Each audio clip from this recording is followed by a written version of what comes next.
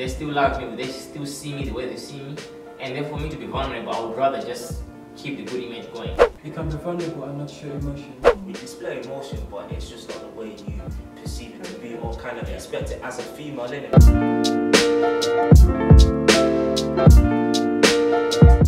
Hi guys, welcome back to my channel, it's Adegail. So today I'm going to be talking about vulnerability with these guys. You've probably seen them in one of my past videos. So yeah, what's your names? Sam. Husband. Emmanuel. Yeah.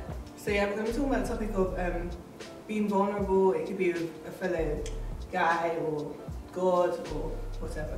Just to start it off, it's my observation that girls are quite good at being vulnerable. They can talk to their girlfriend, they can talk to their mom, they can just open up about their emotions and feelings, while guys find it more difficult. Or maybe that's not true. So we're just going to be talking about their experience and how we can practically overcome it or work towards overcoming it, and what the Bible says about it too. He would consider themselves to be vulnerable, or a vulnerable person, or you can be vulnerable with other people. And that's why we're making this video. That's why we're making this video. Okay, cool. So yeah, it's the honest truth. Guys do find it more difficult, and I just want to get to the bottom of why. What comes to mind? Why do you think it's hard for you guys to be vulnerable in terms of friendship, God, stuff like that? Well, I think when you look at vulnerability, it comes in different contexts and different situations. So I guess, and it also has to do with the way you were brought up as well. For example, me, I didn't grow up. What, being vulnerable? Yeah, I think we're being vulnerable. Okay. So it's like, if I have a problem, I like to deal with it myself. Right. Okay. Well, in a way. But, and if I need extra help or when I can't do anything else, then I meet someone else. Okay, no, that makes sense. So you've been brought up to basically do things yourself, deal with it. You're the guy, don't be emotional. Is that what you're saying? Yeah, I wasn't, well, don't be emotional, but it's more like don't be too emotional. Yeah, I don't show emotion that much. Yeah. That's sort of idea of men don't cry. Oh, you show in front of people. Maybe we're close and maybe you never heard.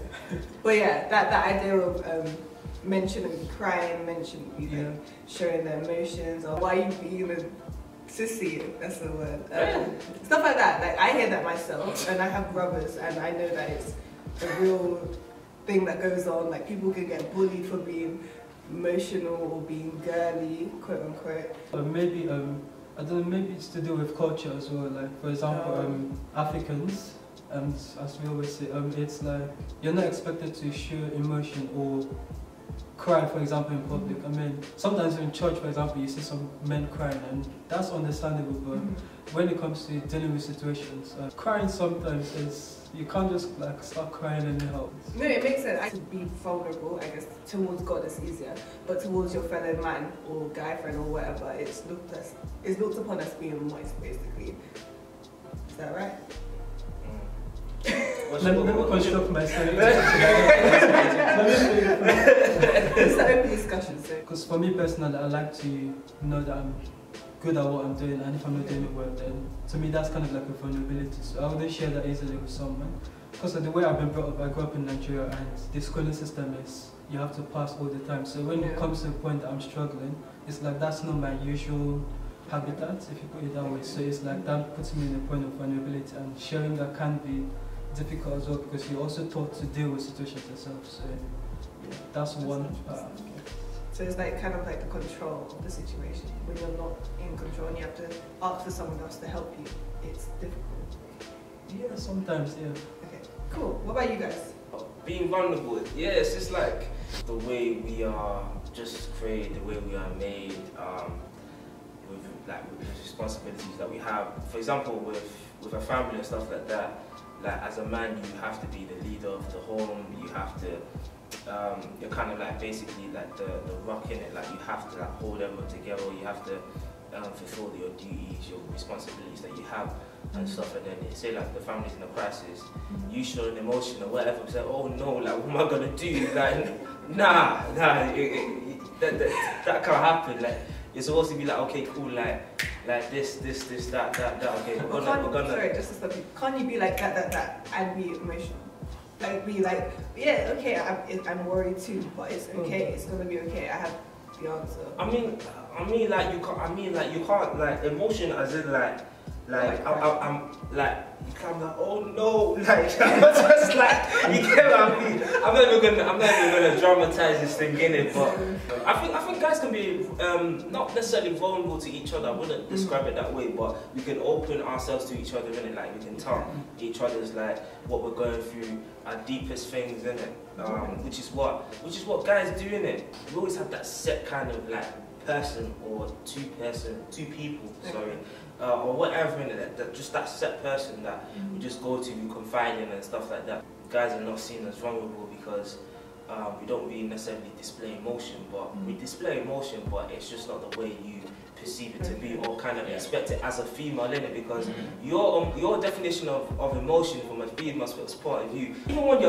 you're happy or something like that, or someone says something, or even like a man that got a lace hand on you and tells you about your life, you start crying and like, did he say, okay, what did he say? Did he say that your future husband is going to divorce you in 10 years? No! Like that in it, but with men, like we just kind of like display our emotions differently. Let me just put it. Let me not get too much in it. Display your emotions differently. Yeah. Just put out there as a girl, woman, not every girl is emotional actually. Not every girl can open up easily. Even me, myself, I'm not an emotional person. Ask my siblings, I'm not. So it does depend. But I hear what you're saying. What about you, Ken? Why do you feel yeah, the way that we were created to be, really, we can't forget that. It's not a bad thing that guys have different ways of expressing their emotions. You know, it's where we're created, and I think kind of just bringing it to the word really. When God says to Joshua, be courageous and be strong. You know, it's not to say like you were saying like pretend like everything is gonna be okay, but really, it says as men we were created to stand on the gap and to be courageous, be it like in our families, in our lives. We, biblical manhood is about us being strong in the Lord, really. And it's not particularly like the masculinity that you see in the world, where being a man is to having the pimp and having a lot of girls. That's the worldly way of being a man. But the biblical way of being a man also entails being strong, standing on the gap, because as men in particular, like we are meant to reflect like the character of God, of him being strong and standing really on the gap, for standing for that which is right, having that courage stand for that which is right. And with us being vulnerable, really, it doesn't necessarily mean that we have to weep or as everyone does.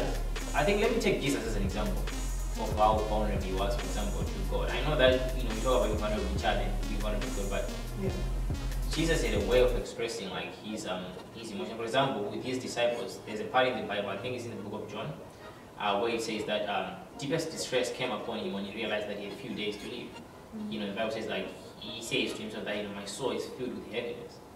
He was opening up himself to his disciples, but he didn't if you read John chapter 2, where he says like he didn't commit himself unto torment, for he knew what was there. Sometimes, especially with Christian men, I think what can happen is that, for example, personally, me, I'm really picky on who I'm vulnerable to. I'm really picky on that, like, who I open up to, if I start talking to someone about my experience, because I release them. It's not like everybody that I say, you know what, I can joke to you about what's going on in my life. I find who I feel like is the right person to talk to. With Jesus, he had the kind of situation that it's not everything that he opened up to the disciples to, but rather mostly he went up to God. Like, for example, in the Garden of Gethsemane, where he says Father, can you take away this cup from me if it's possible? But let not my will, but your will be done. He was so transparent before God that Jesus was fully man, he was fully God, and his man was made apparent in that garden that he just expressed how he was feeling at that point. But it doesn't, if you look at his whole life, it's not like every time that he was always fine. It's not a bad thing that men express themselves the way they do it. So that's not, the way that girls do it is another way of being vulnerable, but the way that men do it is another way of being vulnerable. I would say one of the reasons why perhaps guys may not feel like they can be vulnerable to the other is that, this may sound corny, but I guess when you're talking to another person who is right in front of you about, let's say you're struggling with the lust of pornography, to say, hey bro, I'm struggling with pornography. I guess it's different than when you're praying in your room to God, because I guess you can't see him with your eyes, so it's almost like you're praying to a wall. I'm not saying God is a wall, but I'm saying like it makes sense in the sense that you've got someone in front of you. We all want to be viewed a certain way. We were created that way. We are created to be known. This is one of the reasons why men and women were naked at the beginning. There was nothing to hide.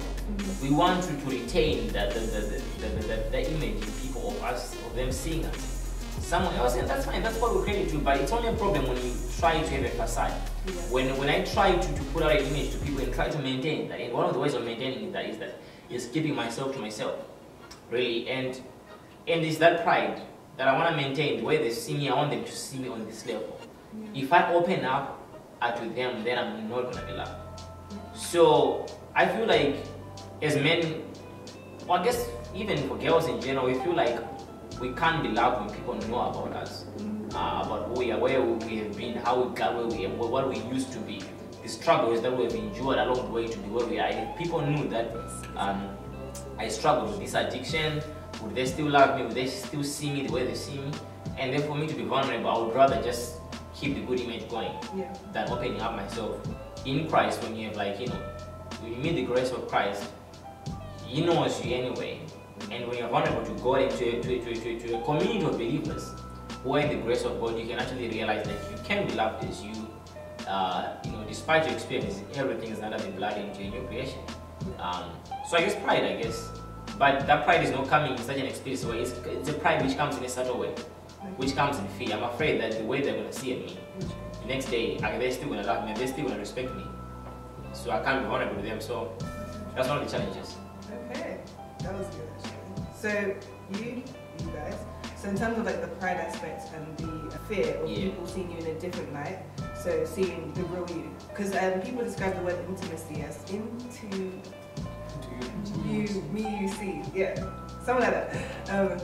So that's basically intimacy. It's like people seeing the real you and seeing, behind all the layers, how you actually are, and people are afraid of that. Like you guys, does that explain why you are, or why guys in general don't want to be vulnerable?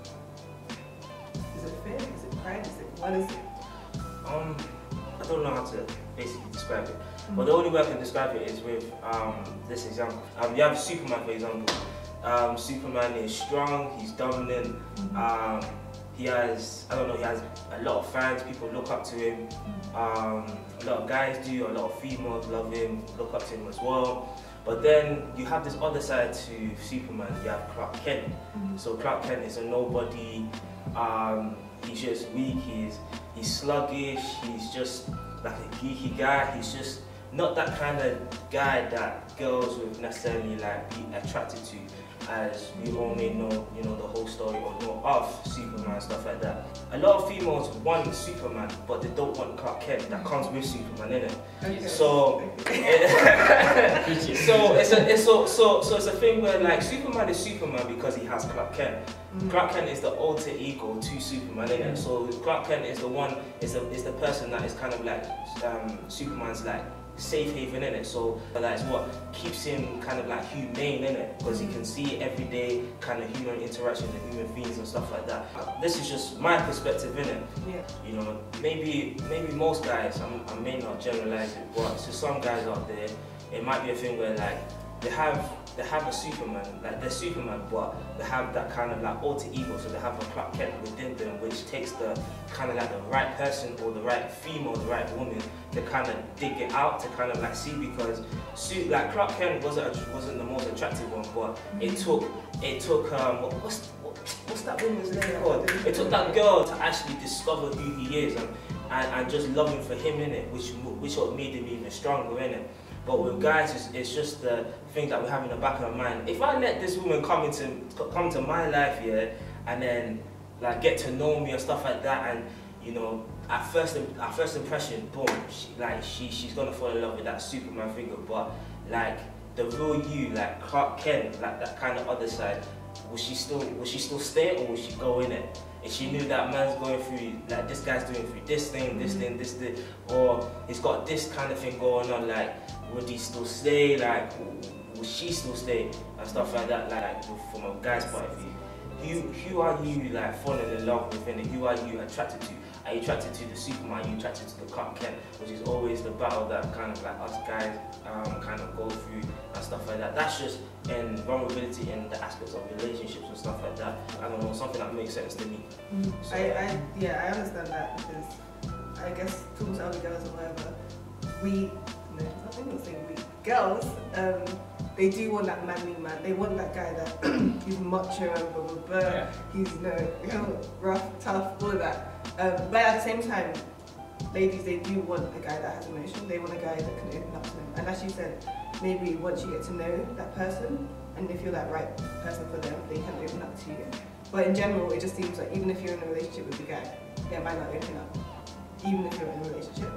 So I feel like the issue can still remain, but I actually do understand.